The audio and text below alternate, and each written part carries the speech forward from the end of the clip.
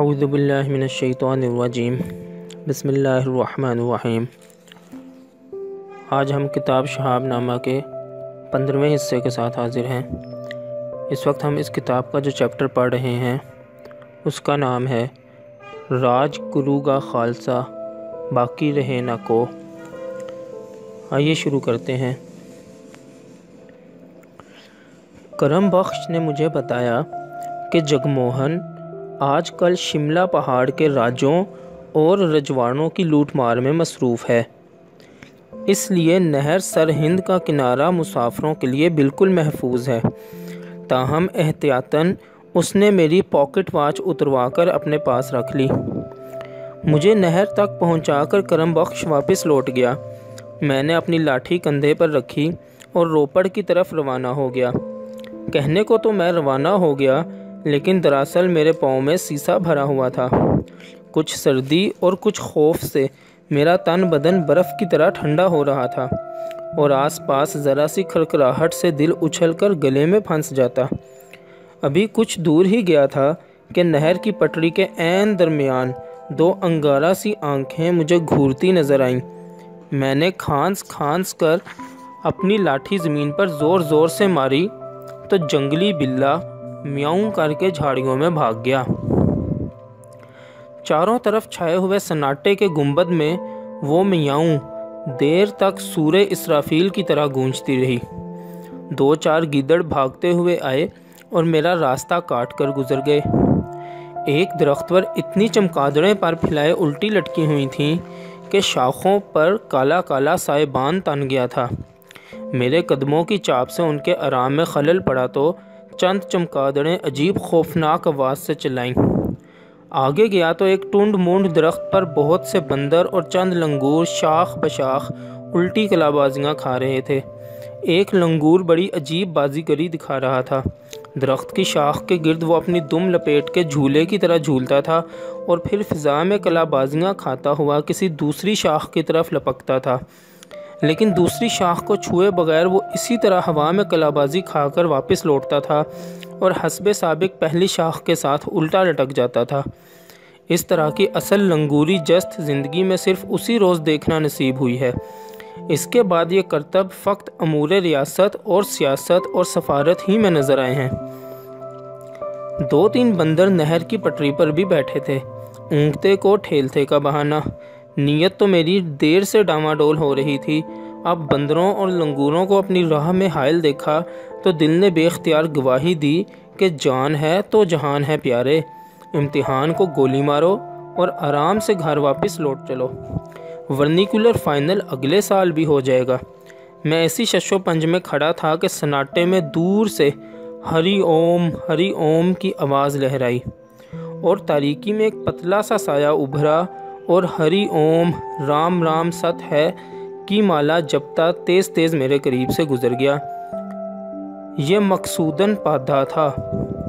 مقصودن پادھا چمکور صاحب کے ہندوؤں کا پروہت تھا۔ سکھ اور مسلمان بھی اس سے اپنے بچوں کی جنم پتریاں بنواتے تھے۔ نجوم اور رمل میں مہارت کے باعث سارے گاؤں میں شادی بیاہ کی تاریخ، سفر پر روانہ ہونے کی ساتھ اور مرگ و حیات کی جملہ رسومات کا پروگرام وہی طے کرتا تھا۔ عام بیماریوں کا علاج تو حکیم بسنت رام کے سپرد تھا، لیکن چیچک، خسرہ، پلیگ اور ہیضہ جیسے موذی امراض پر مقصودن پادھا کا کنٹرول تھا۔ اذان کی آواز پر وہ خالی ٹین بجانا شروع کر دیتا تھا تاکہ بول سنائی نہ دیں۔ درود شریف سن کر وہ دونوں کانوں میں انگلیاں ٹھونس لیتا تھا۔ جب کبھی وہ ہمارے محلے سے گزرتا تھا تو مسلمان بچے زور زور سے درود شریف پڑھ کر اس کے پیچھے ہو لیتے تھے۔ یہ سن کر مقصودن پادھا کانوں میں انگلیاں دیے اتنی تیزی سے بھاگنا شروع کر دیتا تھا کہ ہم لوگ بھی اس کے تعاقب میں بری طرح ہانپنے لگتے تھے۔ مقصودن پادھا کا معمول تھا کہ وہ صبح 3-4 بجے اٹھ کر زور زور سے ہری اوم رام رام ست ہے کی مہارنی کرتا ہوا نہر پر جاتا تھا اور گرمی ہو یا کڑاکے کی سردی، ٹھنڈے پانی سے اشنان کر کے اپنی پوجا پاٹ شروع کرتا تھا۔ اس کے معمول میں ایسی باقاعدگی تھی کہ اس کے نہر پر جانے اور واپس آنے کی آواز لوگوں کے لیے الارم ٹائم پیس کا کام دیتی تھی۔ میرے قریب سے گزر کر مقصوداً پادھا جب بندروں کے پاس پہنچا تو ان کا ایک جمع غفیر اس کے گرد جمع ہو گیا۔ ہنومان جی کو نمسکار کر کے مقصوداً نے ایک پوٹلی کھولی اور بہت سی پوریاں بندروں کے سامنے ڈال دیں۔ پھر وہ نہر کے کنارے ایک پتھر کی سیل پر بیٹھ گیا اور پانی کی گڑویاں سر پر ڈال ڈال کر چھپا چھپ نہانے لگا۔ ایک 60-70 برس کے دبلے پتلے منحنی سے برہمن کی یہ شان مردانگی دیکھ کر میرے اسلام کی رگ حمیت بھی کسی قدر پھڑکی۔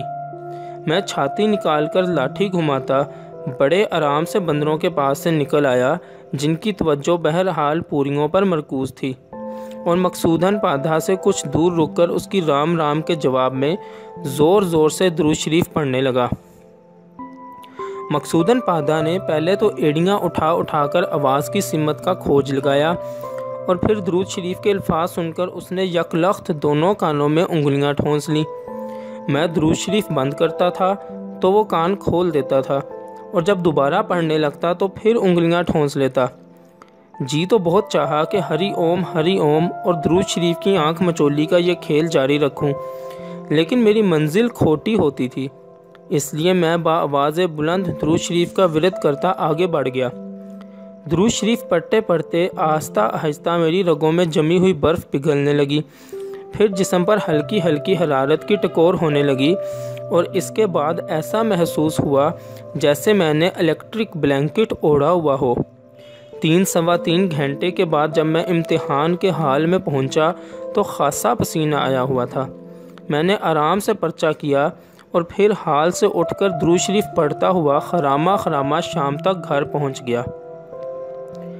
امتحان کے باقی 8 دن بھی میں اسی لائحہ عمل پر بڑی پابندی سے کاربند رہا۔ جب نتیجہ نکلا تو ورنیکولر فائنل کا وظیفہ تو مجھے صرف 2 برس کے لیے ملا، لیکن درود شریف کا وظیفہ میرے نام تا حیات لگ گیا۔ یہ ایک ایسی نعمت مجھے نصیب ہوئی جس کے سامنے کرم بخش کے سارے اچھیبے گرد تھے۔ اس کے لیے نہ پرانی بولی کے پانی میں رات کو 2 پہر ایک ٹانگ پر کھڑا ہونا پڑتا تھا، نہ کنویں میں الٹا لٹک کر چلہ ماکوس کھینچنے کی ضرورت تھی، نہ گگا ماڑی میں ڈھول کی تال پر کئی گھنٹے حال کھیلنے کی حاجت تھی، نہ مراقبے کی شدت تھی، نہ مجاہدے کی حدت تھی، نہ ترک حیوانات، نہ ترک لذات، نہ تقلیل طعام، نہ تقلیل منام، نہ تقلیل کلام، نہ تقلیل اختلاط مع الانام، نہ رجعت کا ڈر، نہ وساوس کی فکر، نہ خطرات کا خوف۔ یہ تو بس ایک تخت طاؤس تھا جو اندیکھی لہروں کے دوش پر سوار آگے ہی آگے، اوپر ہی اوپر رواں دواں رہتا تھا۔ درود شریف نے میرے وجود کے سارے افقوں کو کوس قزح کی لطیف رداؤں میں لپیٹ لیا۔ گھپ اندھیروں میں مہین سی شعائیں رچ گئیں، جنہیں نہ خوف و ہراس کی آندھیاں بجھا سکتی تھیں، نہ افکار و حوادث کے جھونکے ڈگمگا سکتے تھے۔ تنہائی میں انجمن آرائی ہونے لگی، بھری محفل میں ہجروں کی خلوت سما گئی۔ دل شاد، روح آباد، جسم یوں گویا کشش ثقل سے بھی آزاد۔